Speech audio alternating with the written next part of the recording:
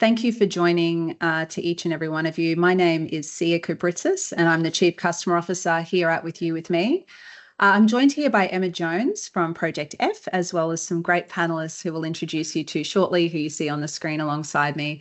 And we're really happy to have you here with us as we explore a topic that is front of mind for many leaders and certainly very topical, given the current news and political landscape, particularly in the United States, which is the role of DE&I in business strategy and how we can all be working to transform workplaces into spaces where diversity, equity, and inclusion are not just ideals, but really tangible, measurable business outcomes. In terms of what you can expect today, we're hoping it'll run for around 45 minutes. I'll kick things off very briefly just with framing the discussion and why it's something we're all eager for everyone in this room to be focused on.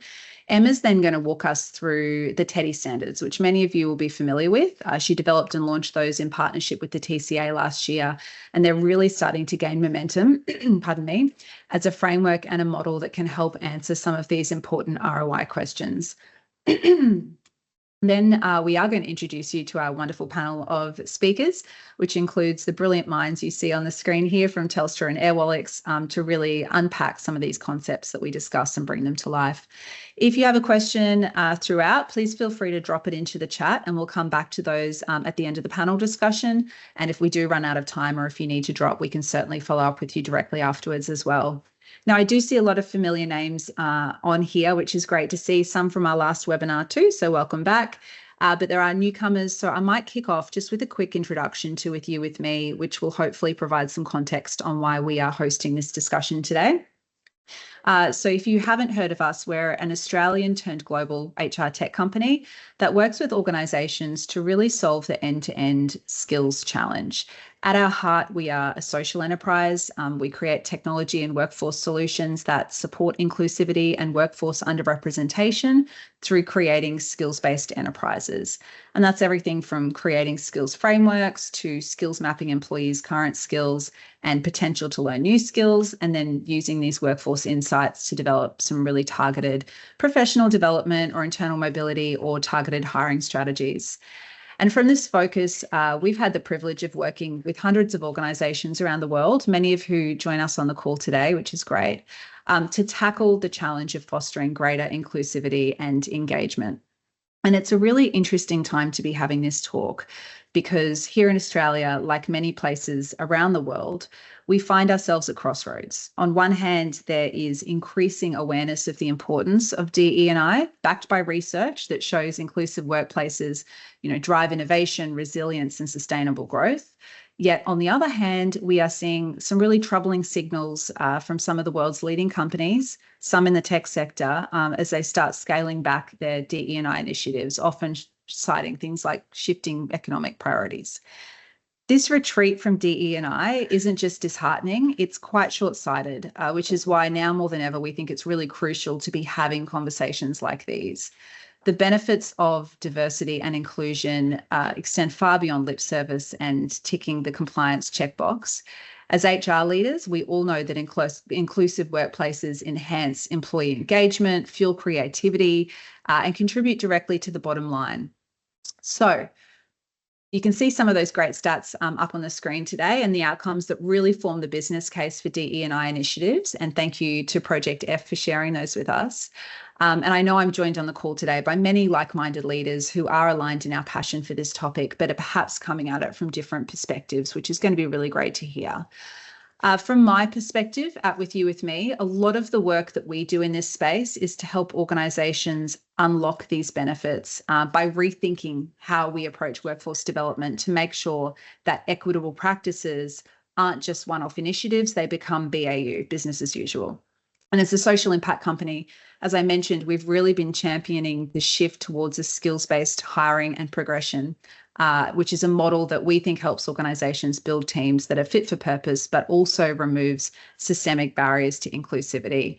And the reason for this push is that traditional hiring practices can often rely on outdated markers of potential. We've heard a lot about relying on things like degrees or static job descriptions or prior experience for specific roles. And often these practices exclude countless talented and skilled individuals, many from underrepresented backgrounds or career shifters, simply due to the restrictiveness of that system. So skills-based hiring really flips that narrative on its head by focusing on what people can do rather than who they know or where they've worked or their most recent job appointment. By assessing and matching individuals to roles based on their actual abilities, we believe that you can start to create more equitable opportunities and foster workplaces that are inclusive by design, which, going back to the point on the bottom line, ultimately makes organisations more agile and better equipped to adapt to all of the changes they need to deal with today. So as we look ahead, it's clear DE&I cannot be something that's on the corporate chopping block. And if anything, it's time to double down, which is what we're going to tackle shortly with our panel. But before we do jump into that discussion, I'd like Emma to share with you a little bit more on the T-EDI Standards, which offers a really strong evidence-based framework for embedding equity into organisational practices. Emma has dedicated her career to improving workplace culture in the tech sector in particular, and she's a relentless advocate for gender balance. And since launching the T-EDI Standards with the TCA last year, has really made a meaningful impact with some of this country's largest companies. So over to you, Emma. Thank you, Sia. Yeah, look, I'm appreciative of the time that people are giving to come and listen to this webinar. I think it's a really important time for us to be talking. Almost every conversation I have, whether it's a formal environment or not, is talking about this. So people know this is the sort of work I do, and they will ask, but what's happening in the world? And I think, it is something that's top of everybody's minds. What are we going to see here in Australia? So I think it's a really good time that for us to talk about it. But I think, just sort of scene setting, if you like. For me, I've been running Project F for almost 7 years now, very much focused on social impact outcomes. And the work I've been doing is all about getting companies to take a systemic approach to solving this underrepresentation of women in the digital technology sector. So we hear talk of STEM careers more broadly, but definitely focusing on technology. It's a really important issue for us, and I'll just talk about that a little bit more as to why, because that's often the question I think that people struggle with, is to articulate the why. Why is it important, and why are we only focused on women? Why gender? There are so many dimensions of diversity, and of course that is the case. But just starting at the beginning, we launched the standards and a set of national standards as a route to systematising the work that organisations need to do in taking a systemic approach. We have seen companies spend millions over the last sort of probably decade and a half, 2 decades even, on DEI initiatives, and they don't typically work. They haven't changed things. They haven't moved the needle for women in technology. In fact, that's been in decline. And so this is where we look at a subculture, and we look at embedding the work that we're doing structurally, and that's where the standards come in. So there were 10 EDI standards in the T-EDI Standards, or T-EDI, depending on how you prefer to say it, but T-EDI sounds kind of cute, so we'll stick with that. And the 10 standards just simply are there to give clarity and consistency to the approach that we need organisations to take, that we know will accelerate progress and will also benchmark the participants that are working in that, which is so important. What it does is it defines best and leading practices. That's kind of the baseline of it. So it defines the practices, gives real clarity, gives consistency, so everybody's doing the same thing. And it's got a lot of attention, as Sia mentioned. We partnered with the Tech Council of Australia at the beginning of last year to help drive adoption. And the participation that we've had so far has seen some really phenomenal companies getting on board with this and recognising the importance of creating a movement in getting together to make this a reality. So what you see on the screen there is we've been endorsed by some really important organisations, including the Future Skills Org and Quantum Women. We've also got a Women in Technology endorsement, which is we're just waiting for them to sign the final documents at leadership level. And that's just growing. So we're getting ministerial support as well. So it's recognised as being a really important pathway to drive the success of our economy, essentially. And that's why these organisations are getting involved. So if we could just zip down to that next slide. This is the problem that we're trying to solve, and this is how it's being framed, that Australia has an opportunity to be a leading digital economy. And this is the stuff that we don't necessarily talk about all the time. If you follow me on LinkedIn, you'll have seen my somewhat sort of irked post that I make about this topic, that it's not just the right thing to do. Yes, it is the right thing to do. And yes, fairness is incredibly important. But not having that broader knowledge of actually the impact of doing this stuff is, it's not really, it's not going to drive successful, sustainable outcomes. We have to understand the drivers, and in that case, how to bring about this change, and also how to communicate it. So Australia has this opportunity to be a leading digital economy, but we're not there. And one of the most significant barriers to that is the shortage of skills, in like technology skills, in the Australian workforce. So what you see there is we've got this target of 1.2 million. That's actually very conservative. It's already gone up since the government and the Tech Council set that target a while back. We're short, and that gap is growing. So we have to accelerate this change to engage and retain women, because unlike the other dimensions of diversity that we were talking about earlier, women are 51% of the working population. And what we see is only 28%, they're only 28% of the broad technical workforce or technology workforce. So when it comes to the things that are growing so fast, like AI and quantum and cyber, we're just not engaging women in that. And the reason for it is this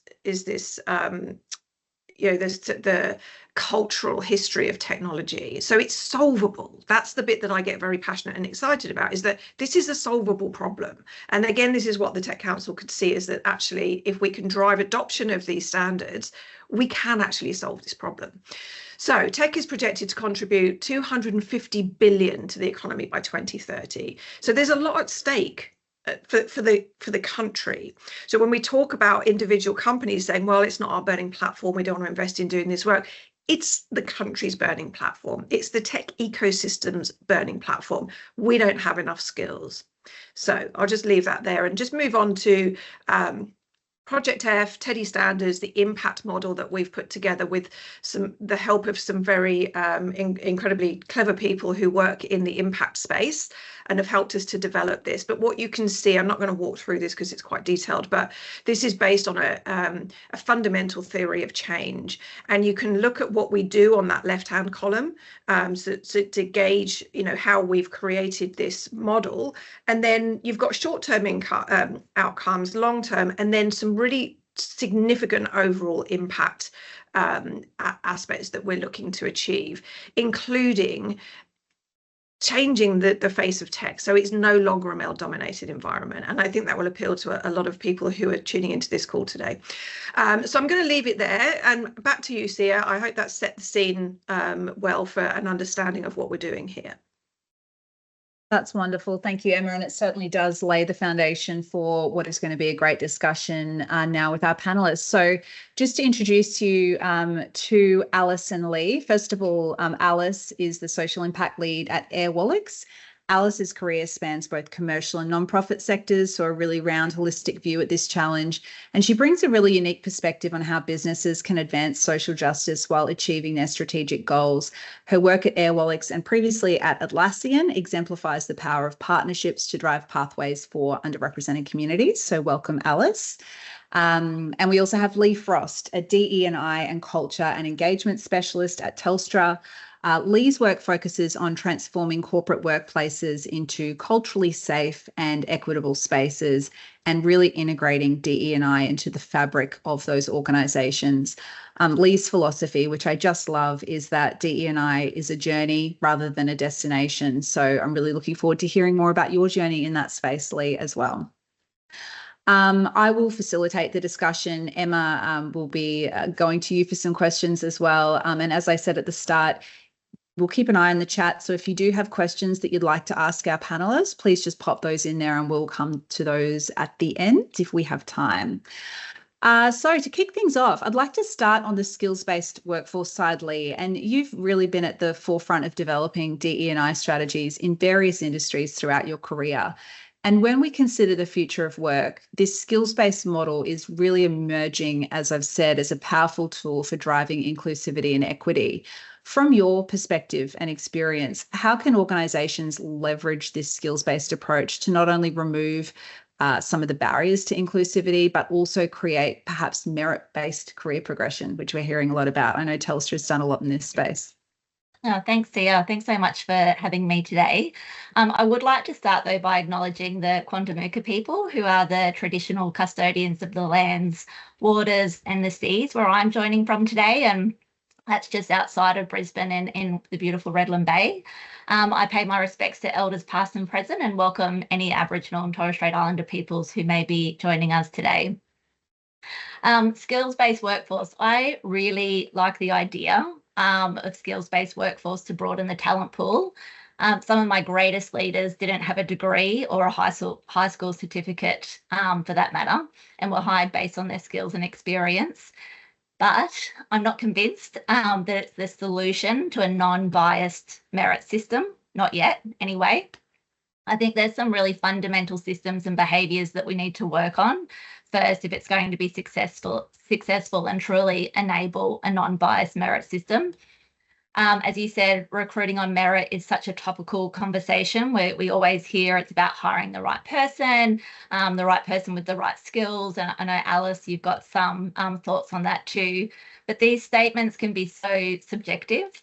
I think thinking about that subjectivity, I'm not an expert on skills-based models, and Sia, you obviously can talk about this much more than me.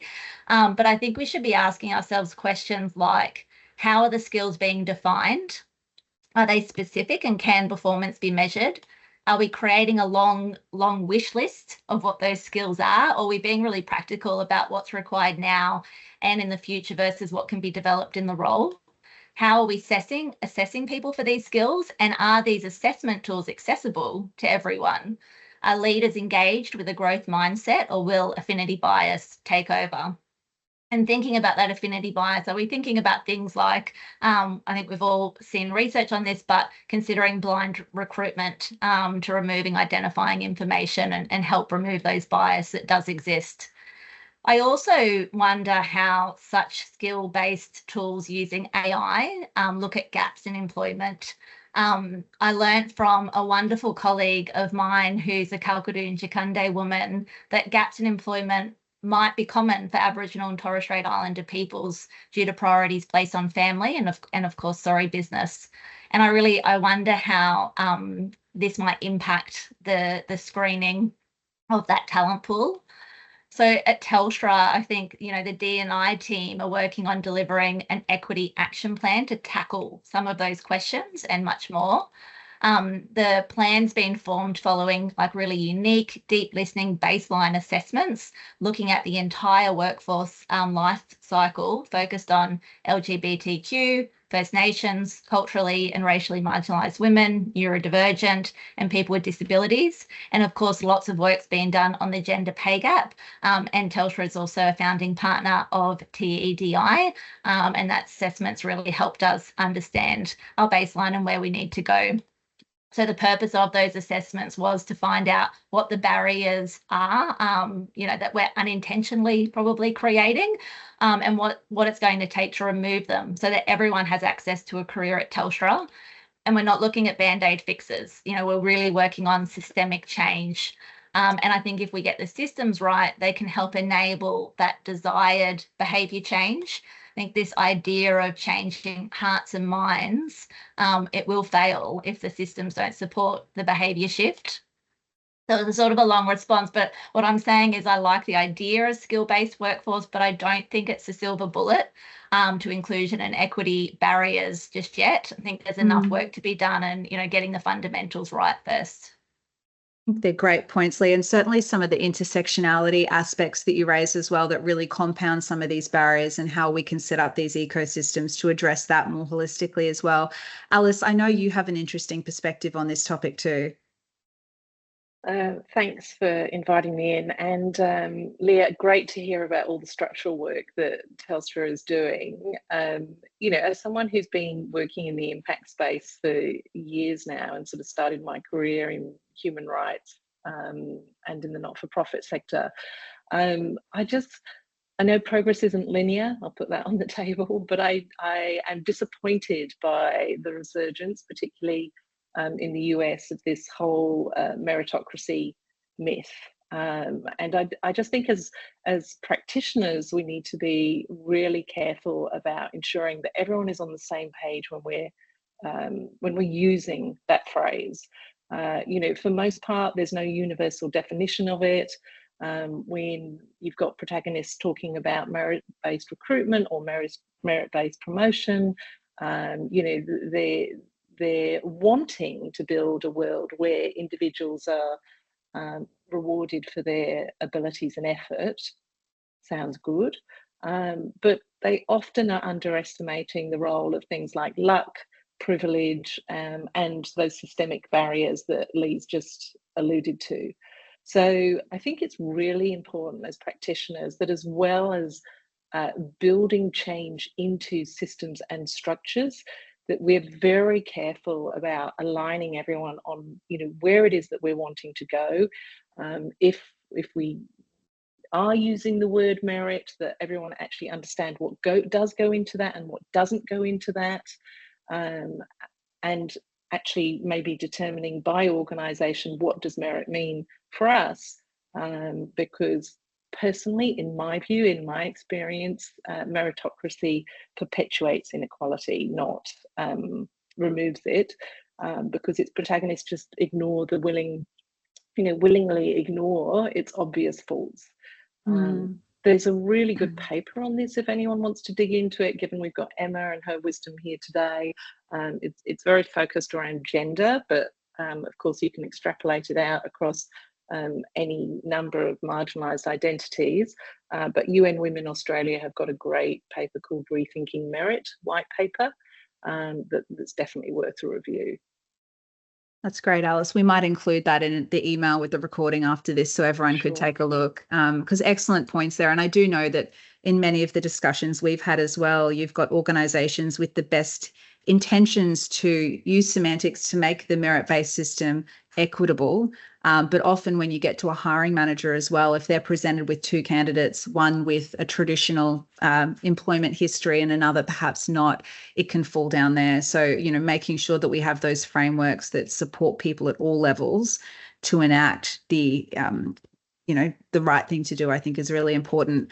Emma, I wanted to jump to you to talk about some of these really practical ways we can perhaps shift from aspiration to action. And, you know, one of the things people are looking for is the tools and the strategies that they can actually tangibly take to implement to translate these DE&I ideas into something that the business cares about, that delivers value and that can be, you know, holistically used throughout the organisation. Can you talk to us about your experience here, and in particular how the T-EDI Standards are supporting that conversation? Yeah, sure. I think this is part of something that we've seen a lot of over the years. If you think back to target-based initiatives like Pledge 1%, like there's a recent one that's come up called Pledge or 20% Pledge, which is a the Digital Skills Compact in New South Wales has released, which is to encourage or to see it. Obviously there's measures, but this is to see outcomes shifting. And that's the same with things like what WithYou have done with pay gaps, so having to report pay gaps. Suddenly the transparency, the clarity, there's no more sort of ambiguity around what we need to achieve. If we are going to bring down the pay gap, we need to be able to see what the pay gap is. We need to understand what the drivers are. And today versus pre-April last year, when the first pay gaps were published in Australia, we have a lot better understanding of what the pay gap actually is. That it's not about like for like, it's not pay equity, because there was a huge flurry of activity around that. Lots of companies were going, holy cow, we've got this pay gap. Where did that come from? What does that mean? Surely we're really good at this stuff. And then suddenly going, okay, we need to understand what it is and how we've got to this place. So that clarity, that sense of purpose to address an inequity is where this comes from, and why these sorts of activities are successful in bringing about change. Because it's a bit like, if I think about hiring as an example, one of the standards is to put in place hiring targets or goals. That's just one really straightforward one, but gets it typically, in my experience in companies, that gets quite a lot of pushback. Companies don't want to put these targets in place, but the reality is if you put a target for anything or a goal, you're going to have to be intentional about how you achieve that. And the companies that have done this and have put, let's say, a 20% target in place, or a goal for their recruiters to hire, to source and to convert certain percentages along that journey, they achieve them, and then they start to overachieve them. So suddenly the game changes, and that's where something like the T-EDI Standards comes into play, and the Pledge 1% and the Pledge 20% and so on, is that it puts a stake in the ground, or a line in the sand. It shows you this is the benchmark, this is the bar, this is what we need to reach, and then that starts to in turn change behaviour. And unless you can embed these things in your organization, which is the expectation for any of these pledges or goals or targets, or and in some cases legislative introduction of legislative changes, is to have these things embedded. And that's what the T-EDI Standards is there to do, is to help organizations to know what it is that they need to focus on embedding. And once they've got those in place, then they'll start to see changes over time. That's great. And you mentioned there are a couple of really great initiatives that are helping organisations put those stakes in the ground. One of them I know is the 1% pledge, with which, Alice, you are sort of leading that at Airwallex. So if you'd like to share a little bit more about that, that would be great. But I'd also just be more curious as well, Alice, broadly the role of partnerships in this space, because obviously organisations don't need to go it alone, and working with others in this space to sort of supercharge efforts and get on the right track is something that you've done quite a lot of. But we don't have your sound, sorry. Beginner's error. Pledge 1% is really focused on the philanthropic space, so I'll keep it quite quick. It's a movement particularly focused on tech organisations, where they encourage you to commit 1% of equity, time, profit and product, and you can choose what you want to do. But to Emma's point, which I think is the really pertinent one, is by setting a goal / target and making a visible commitment, you're more likely as an organisation, one, to work towards that and actually drive that within your business, and two, over time, achieve it. I genuinely believe that, you know, sort of organisations, all businesses set goals, whether it be sales goals, growth goals, whatever it may be, and the intent is we then allocate resources to that goal that we've set ourselves in order to achieve it.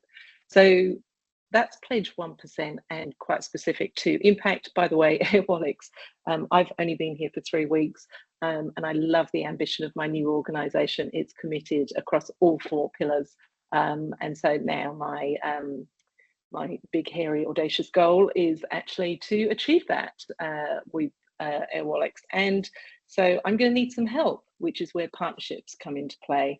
I have been working in the partnership space, particularly around pathways to employment for a few years now. And what I have seen work when it comes down to these partnerships is quite simple. Defining what you're doing and what you want to get out of the partnership, but then really importantly, approaching your partner as an equal in getting there. For the most part, particularly in pathways to work space, you're looking at underrepresented talent. And usually the work I've done, whether it be local or international, has been partnering with non-profit organisations. And I can't say this often enough, but approaching your partner as equals and starting your envisioning with them before you get to the goals of what is it that you need? How can we help you achieve what you need to do is actually how you're going to build goals that get stuff done, but also is achieving that sort of impact at a community level. So building together is really, really important. And I think something else that has really worked when I've been running these partnerships is allowing space for it to unfold. Now, that hasn't been easy coming from a commercial partner. Again, back to this goals piece, sort of once you set goals, it's like everyone wants to see what's your progress. And particularly in the tech world, that progress is not measured in years, it's measured in quarters. And even within the quarter, you find that people are like, well, sort of what's going on this quarter. So there's that constant sort of need for speed. But part of my role has been to balance that out and to help folks understand that real impact takes time. Here's the deliverables that you're likely to see in the near term. But this is, to Lee's point, right, like a journey, not a destination. And if you give your partners the time and the space to iterate, to test and try, to get something wrong, but then that gives you more information, you try maybe a different program, you're going to get some really exciting results over time. That's what I've seen in my work at Atlassian. That's great, Alice. And I think we can all certainly relate to your point about taking time against the commercial needs to report progress immediately. I could see the nodding heads. Lee, I'd love to go to you next to talk, I guess, back inside the organisation. When you're looking at aligning individual and organisational growth, because obviously in this topic, both have to come together in a really holistic way. How do you balance the need for individual growth and aspirations with that broader organisational strategy or their diversity and inclusion goals? Are there specific approaches that you've used to ensure alignment and mutual benefit?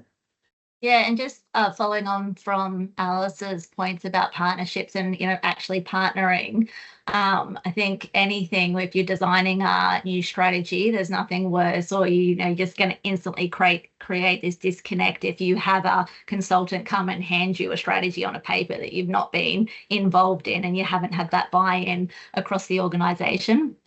So 100% agree, you really need to partner and work on that together. And I think, to answer this question, it's very similar. So, if you're building a strategy internally, you start by co-designing that with leaders and employees in the business. You can't create a successful strategy in isolation. And when I say co-design, I don't mean presenting a finished product to a group of people for feedback.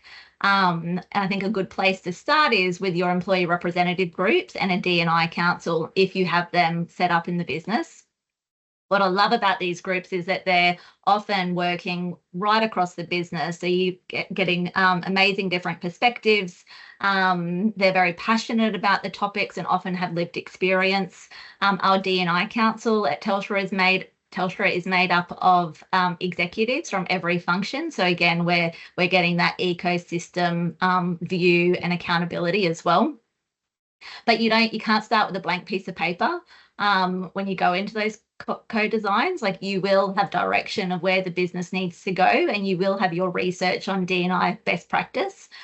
So when you're preparing for these conversations, make sure that you have your data ready to help inform the discussion and the questions, and be really transparent with the data and the proposed direction the business needs to go to successfully achieve that organisation strategy. So you're making sure that everyone understands the objectives, and most importantly, they understand the why and they buy into that why, along with the actions to get there. This is the start of the alignment. And I always find having clear and measurable objectives helps bring people back to, what we're doing and what's going to add the most value. Great point, and especially on the data. And I think it's a nice segue, Emma, perhaps into the metrics. And understanding the kinds of metrics and benchmarks that you believe are most effective for measuring the success of these kinds of initiatives, and how do you ensure that those metrics then drive meaningful outcomes as opposed to just ticking boxes? Because, people have goals, as you sort of mentioned, that they need to hit, but we want it to actually deliver more. I think the metrics are really important, but it's recognition to start with that any of these initiatives are not going to be necessarily entirely successful in isolation. So they need to be part of a broader program or a broader ecosystem of focus on outcomes of this work or impact. We focus very heavily on, and too heavily, we over-index on representation. So we see this, we hear this, that it's a frustration, it's a pain point, because it's a lagging indicator. So if we're running a program and we're expecting suddenly this program runs for, I don't know, a year or 8 months or 6 months or whatever it is, and then suddenly we don't have this change to report, then the people involved in making the decisions about whether we continue this work or what have you are going to be, well, it hasn't worked, so we won't do that again, or we won't invest in that again. And I think that means that this is a conversation for leader level, because leaders need to, there's an education piece here, and there's an alignment piece. If leaders are not aligned on, and therefore not all educated consistently in what their role is in affecting this kind of change and creating this sustainable sort of health system for their organizations, then they're probably not going to give people and culture the tools and resources that they need to do this. So I've seen a lot of programs run without measurement. So great, we've ticked the box, we've created this program. Wonderful, off we go. And then nobody knows if it's been successful. How's it going? Who's participating? So these are pretty straightforward things, but the question is, who's going to do that? Who's going to create those measures? Unless you're a big organization that has people dedicated to these things. And in tech, that's often not the case. These organizations and companies are often run lean. If you're a smaller organization, you probably don't have someone to do that, who's going to suddenly create a bunch of measures for your dashboards in Power BI or what have you. But you need those. You need those points of measurement, like impact or value to the person, participation, who's participating, what's been the pathway for them. But then further down the track, what's the impact expected? What are we looking to achieve from it? If you're going to run a sponsorship program, what's the purpose of it? Are you going to suddenly expect your entire leadership team to turn over and become balanced within 12 months? Probably not.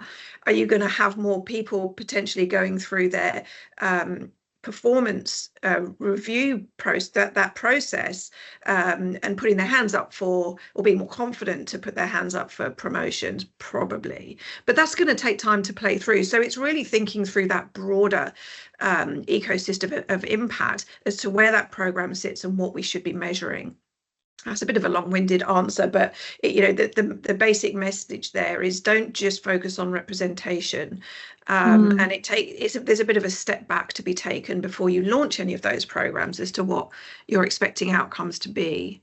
No, I think that's really helpful, Emma. And I'm curious, something you said at the start really struck me as well, that obviously this is a societal problem as well, and that we need our organisations taking these actions and making the impact within their own workforce and demonstrating the value to business to do that, but also the impact that has for our economy as a whole and society as a whole. And I wonder, are there any obviously government is measuring the outcomes of these kinds of programs and how the needle is shifting as well. And I don't know if you've got any insight into that, but also the benefit to the organisation to be seen as a leader in this space, to contributing to solve this problem. Does that come into play? I think this might even be an Alice question, because there's social impact. I think, impact more broadly across society. We definitely have a little bit of an issue in Australia with that sort of equality conversation. We're a little bit lagging in compared to some other countries and other parts of the world, and it's a cultural shift, and creating any kind of a cultural shift has to come from leadership, and it has to be fully supported. But the outcomes that we're looking for as you've both Lee and Alice talked about, is this sort of skills end-to-end thread. And we're not going to, the way I see it, we're not going to encourage girls and young women to enter these careers unless they can see what they could be, unless we switch up these role models, unless we start to create pipelines and capability and presence at leadership level. And what happens is women come into technology and leave at over 50%, more than 50% leave tech mid-career, and it's not to have children. And there's data to back all of this up. It's double the rate that men leave. So something's happening at that point. Something's happening in that middle. We've got a very leaky pipeline there. So even though the numbers of women moving into these careers has gone up in 10 years by 38% because of all the work that's being done on that early pipeline, it's falling short. They're falling out. And that's because of inhospitable environments. That sits with that's the responsibility of these organisations to play a role in changing that, and that will have an impact on girls. That's part of our impact model. It will have an impact on whether girls can see themselves in these careers and are having these conversations earlier and listening to them and thinking, oh, I could do that. But then when they get there, we need to make sure that they can do that and that they can progress. And that's where the companies come in and have to take some responsibility for changing that current trajectory where women come in and they leave. They find that it's not a hospitable environment for them to grow their careers. Interesting stuff. Alice, I'm conscious of time and I wanted to ask you a question. Obviously, if you've got any comments on what Emma said as well, but something I know many in this room struggle with is actually embedding DE&I into culture and business as usual. It's an ongoing challenge for people. How do you make sure the work that you're doing is embedded and not just a one-off initiative or an independent program that doesn't have that lasting impact that you're looking for? Yeah. I'll try and link back to that example that Emma just gave, because I do think those statistics are really, really shocking. And Emma's more of an expert in this area than me, so she might know the actual answer to the question. But I think I'm going to answer your question as well by using the sort of women leaving tech in droves in mid-career as an example. Is for me, sort of embedding and sustaining successful approaches to DEI is really all about starting with solving a business problem. Like, this isn't rocket science. You don't set up DEI programming as something that is this distinct extra thing that needs doing. In my view, what I've seen work is you actually solve a business problem. So if our business problem is that we have women leaving in droves mid-career, women that we have spent a lot of time, money and effort bringing into the organisation in an industry that's used tech, that is a bit of a desert for women, and that we have then been trying to make our processes more equitable in terms of ensuring that they're promoted at the same level, at the same rate as men, that sort of that process is equitable, then we've got a problem if they're leaving in droves at mid-career. So really focusing on it as a business problem, not a program of work that sits separate from any other business problem that you're trying to solve. That's number one. I think the second is, with this work, linking it to the values of the organisation, because that gives you a universal language and a frame that you can refer to, that it's very hard for detractors to walk away from, because ultimately if they're walking away from the work, then they're saying, well, I'm not subscribed to the values of the organisation. So in a very black and white binary world, of course there's grey in the middle, but linking to the values I've found has worked really well. And then the third is getting those leader protagonists. Now, often when we thought about leader protagonists, we think it's got to be someone at the C-suite, right? If you think of the male champions of change model, etc. And yes and no, because your army of leaders is actually in middle management. And if you can really double down on the behaviours that you want to see linked to values, and this may require support. I'm not saying it's wave a magic wand, but if you can support leaders to be the best version of themselves, and you are solving a business problem for them, half my team are leaving because half my team are women, that is an issue. I cannot now deliver to my business goals. What do I need to do in order to resolve this? Your answer is going to be somewhere in there of building a culture where everyone feels that they can do their best work. You've got leaders who can actually A, build that culture, and B, perpetuate that culture. You link it back to the values of the organisation, and you're solving a business problem as well. You might be approaching it in a programmatic way, but I encourage, well, in my experience, that hasn't worked as well as actually really just linking to a business problem and solving it without wrapping it up in a bow or language of this is DEI programming. Hopefully I've answered your question. Absolutely. No, that was great, Alice. Thank you. We are nearing the end of our time, but I did, before we close out, just want to ask each of you one last question, which is the one thing that you would leave the audience with in terms of, you know, advice, a tip, a call to action. We might start with you, Lee.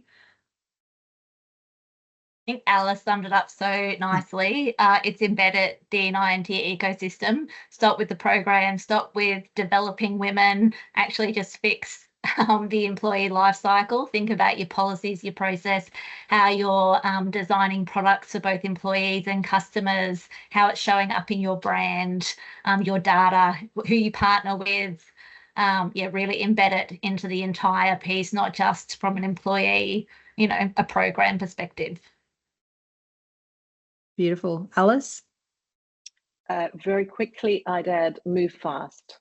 You know, progress isn't linear. You don't know when the climate is going to change. This year you've got budget, next year you might not.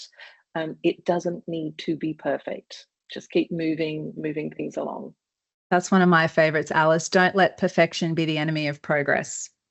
Emma, lucky last. Well, mine might be a bit obvious. I'd say go on to the TEDI Standards website and put a time in to meet with me and explore the TEDI Standards and see if it could work for your organisation. I think it's probably the most practical thing you could do, and taking Alice's lead on the if you've got budget, use it, because you might lose it.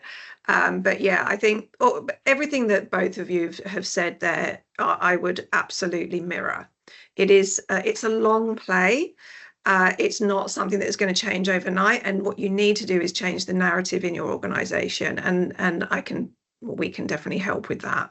And this is what I think the people on this call know and have seen happen and are involved in doing for every day. So, you know, we've seen that it's something that can be fixed. We've seen that there is an opportunity. So yeah, take that opportunity. That's wonderful. And I think it comes full circle to the point, you know, Alice was making earlier around partnerships as well, that everyone, particularly in that HR space, is so busy and has so much they need to do. So wherever possible, finding others who've walked the path before, whether it's coming, you know, to forums like this where we can share experiences and lessons learned, or partnering with organisations, whether they're not-for-profits, whether they're groups like you, Emma, doing wonderful things with the TEDI Standards. It all helps shift the needle in that right direction. So thank you very much to our panelists. I know I speak on behalf of everyone when I say that was very enlightening and a really interesting discussion.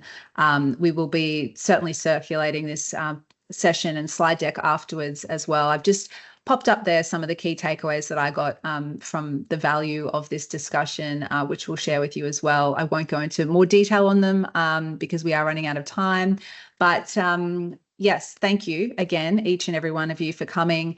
Feel free to connect with both Emma and myself on LinkedIn, and in that follow-up email, we'll also make sure that you've got Lee and Alice's details if you have any other questions. Everyone here is very happy to lean in and help. It's a topic everyone really clearly cares about. So thank you again for your time, and hopefully we'll see you at the next session. And thank you, Sia. Great job of facilitating and emceeing. Thank you, team. My pleasure. Thank you. Have a great day. Cheers. Bye-bye.